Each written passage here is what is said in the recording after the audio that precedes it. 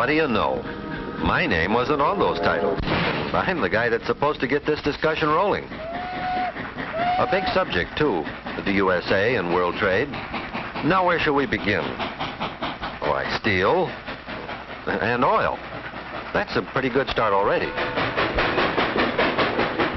Riding a freight along with that stuff may not be the most comfortable way to see the country, but we'll probably learn far more than by taking a streamliner. Let's us swing aboard, too. Power, the 872, 65 cars to pick up the Newport. Final destination, Frisco.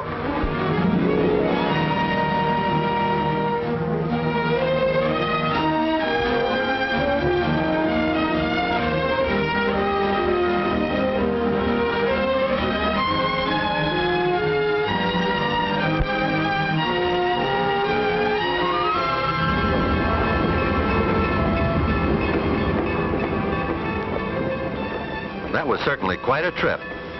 Must be that a lot of this stuff's going overseas. Now what about this foreign trade? I've heard a lot of people asking, does it do us any good, or is it just charity to the rest of the world?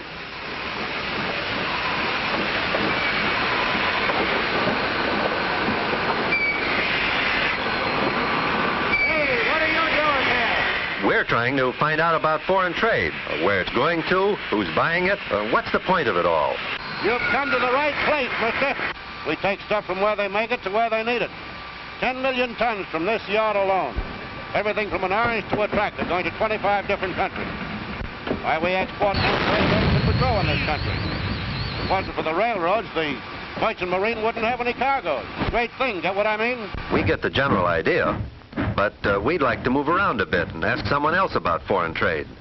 Maybe we could speak to some of the people abroad who built that stuff on the flat cars. Perhaps there's someone right here on this train who could help us.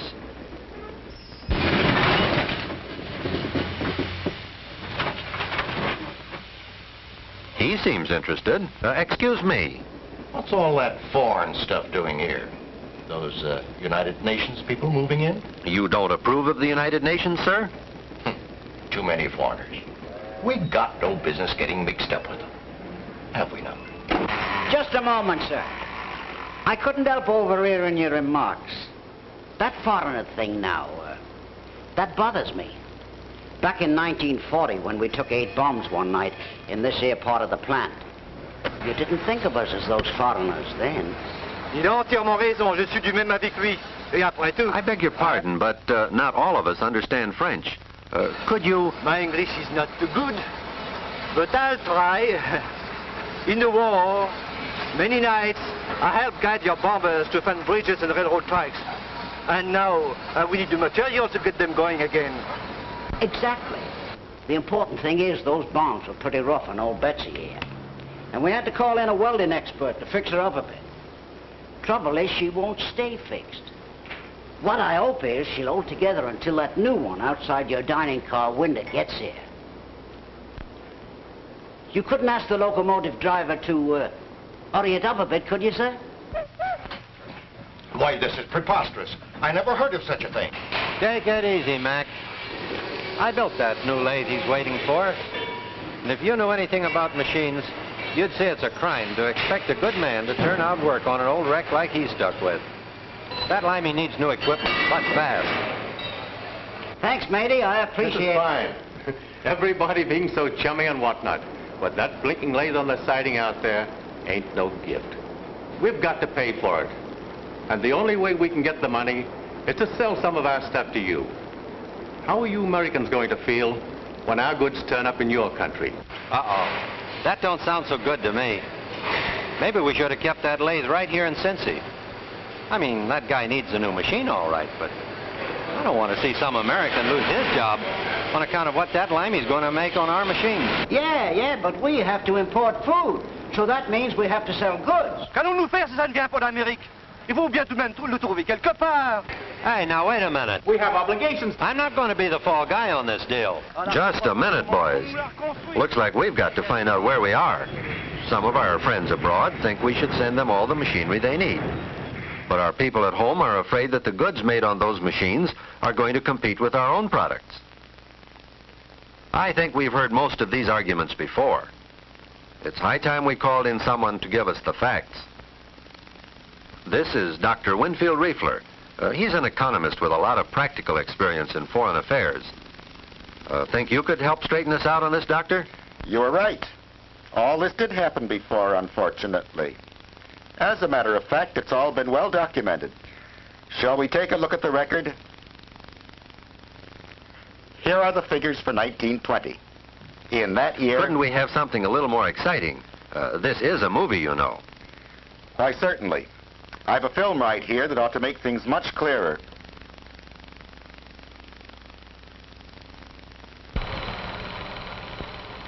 For 10 years after the First World War, as today, there was a great demand for our products all over the world.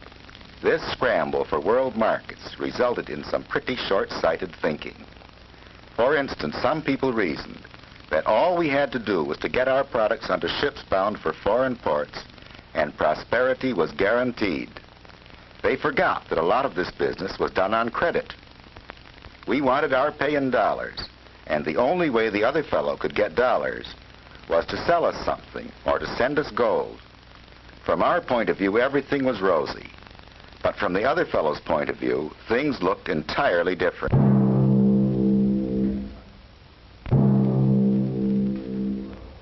Because our tariff made it difficult to send us goods, other nations had to ship us gold. Gold? What's the matter with gold? Why, nothing, so long as it keeps moving.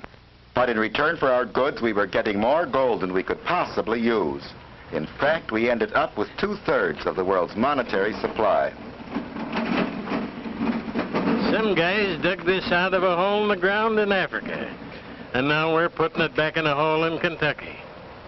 I don't get it. That's just it. Nobody really got it. Only the countries that had gold could buy freely from us. The others had to take their goods elsewhere. Foreign trade dried up, and this accentuated the worldwide depression. Now look here. Don't blame our depression on lack of foreign trade. It couldn't have been that important. Everybody knows that our foreign trade has always amounted to less than 10% of our total business. If you ask my friend Paul Hoffman, I bet you he'll back me up. No, J.B., I'm afraid you're wrong. The crippling of foreign trade was not the only factor in the Depression, but it was an important one. As for that 10%, that's an overall figure. In many industries, ours, for example, the figure has run much higher. And that extra production for export is a very vital factor. It not only means more jobs in plants like ours, but it also means lower costs or lower prices for the home market as well as the export market. Well, if he says it's good, it must be okay. Hey, wait a minute. What about all this manufacturing machinery? Isn't that setting our competitors up in business? Well, we ship a lot of machinery to South America. Let's see what people down there think about it. You know, this worries me. Pretty soon your people are going to have so many factories of their own that they won't be buying from us anymore. All these ships bringing in manufacturing equipment will be making half their trips under ballast. No, my friend, I don't see it that way. You see those fellows over there? They're working for 80 cents a day. But the wages in our new factories are much higher. Don't you think our people would want more cars, radios, and refrigerators, just as much as your stevedores do? All right, but in the future, won't you make everything you need? We can never compete with your mass production industry. The more industrialized we become, the more our people will want to buy and be able to buy. Have no fear, Captain. I'll be wishing you and your ship many a bon voyage. If these people haven't got dollars to pay us with, why should we send good American stuff out of the country without getting something useful in return? Anything useful? I've been trying to explain.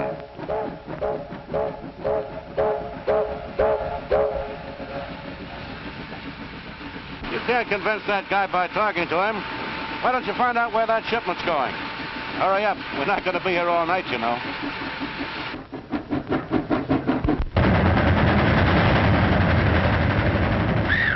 That was the quickest trip to Cleveland I ever made. Hope you mind the intrusion, but are you expecting a shipment from Switzerland? You mean it's here? Where? When? Take it easy, old man. We only saw it on a flat car 800 miles away. But what's the deal? Why did you have to get it from Switzerland? Don't we make every kind of machine right here in Cleveland?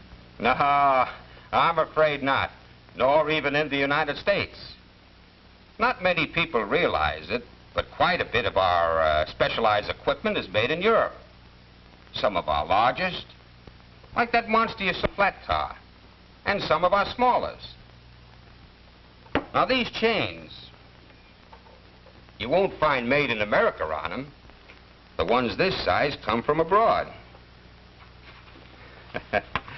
You look surprised. Well, I'll bet you your 10-year-old son could list a lot more stuff we need than you could at his age. Both raw materials and finished articles. Invented since you and I went to school. Hey, where you going? To settle accounts with our friend in the dining car. Remove that coffee. It's from Brazil, and the gentleman doesn't approve of foreign products. And that cigar, sir, it was made in Havana.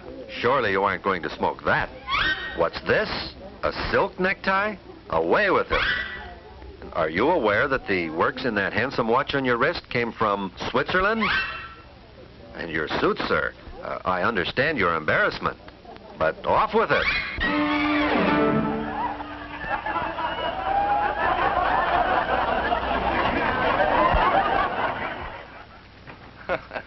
You certainly did a job on him.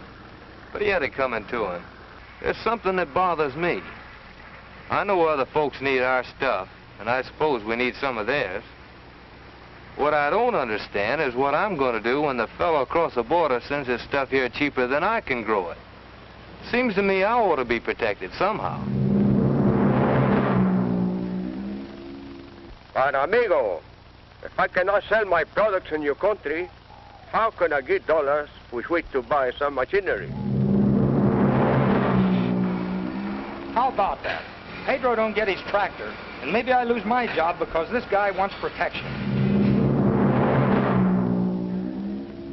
No, I sure don't want anyone to suffer. But how can I compete with someone who gets only half the wages that I get? Is that fair? There's something fishy about this low-wage argument somewhere. Our wages here in the North are way over what you get. And where would you be if we started yelling for protective tariffs against your part of the country? It still don't make sense to me. I think they've got something there. People do get misled by the cheap labor argument. Look, I'll show you why.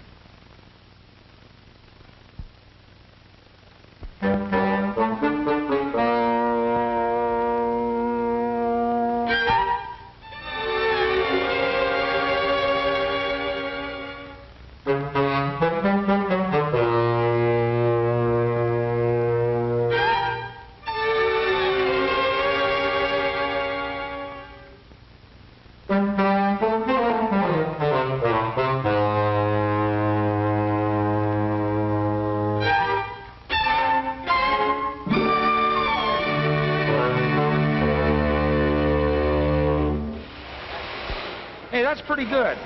Just about like us guys making automobiles.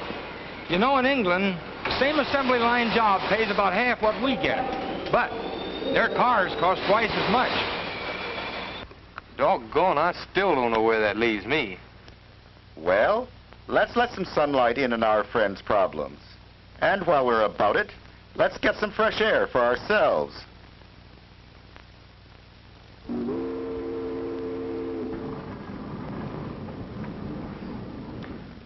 You remember those walls, those tariff walls, that some people, both on farms and factories, would like to keep along here. Yet the protected industries are not the ones that contribute most to our American standard of living. Many of them are sick, protected at the expense of our efficient enterprises and the consumer. Yes, it's about time you got around to me. Aren't the consumers the ones who have to pay for all this protection? Perhaps you could explain that. We're paying out billions of dollars extra a year for goods which could be produced more efficiently and cheaply abroad. Those are the things we should make up our minds to import and concentrate our own efforts on agricultural and industrial products that we can turn out more efficiently than anyone else. There's a whale of a lot better pay and a better chance for your kids in an industry that stands on its own feet and is not propped up by tariffs and subsidies. And that goes for agriculture, too. You mean I should grow some other crop? That's right. As a nation, should help our farmer friend adjust himself to new conditions. That's one thing our government can do. And purposeful thinking is just as necessary on an international scale. Today, fortunately, in the United Nations, we've got a fighting chance to bring order and common sense into our trade relations with other countries. Here we are, right on the floor of the Economic and Social Council. Let's move in closer where we can see and hear better. Les États-Unis reprend presque intégralement le texte qui a été voté à Londres par la commission préparatoire de la conférence du commerce et de l'emploi. L'Organisation pour l'agriculture et l'alimentation a adopté une résolution. I think the drift is roughly this. We now have a permanent forum which can thresh out the national differences which so often in the past led to trade wars. The duty of preventing the use of destructive trade practices and of encouraging the expansion of world trade on... You know, these delegates represent more than 50 different nations. We've come a pretty long way from the time when countries altered their tariffs and trade agreements without any regard whatever for the well-being of their neighbors. In fact, it seems to me the peace and welfare of our world today are going to depend very largely upon the measure of their success. That must be our train. Hey, I'm about to get the signal for a clear track, and there were a couple of things I wanted to say to you before I go. You know, we just can't dump all of our problems onto their lap and then forget about them. It seems to me that if we hope to keep the wheels turning, we've got to see that everybody everywhere gets a fair chance to stay in business or keep a job just like we want to. And this foreign trade now, it's like a round trip.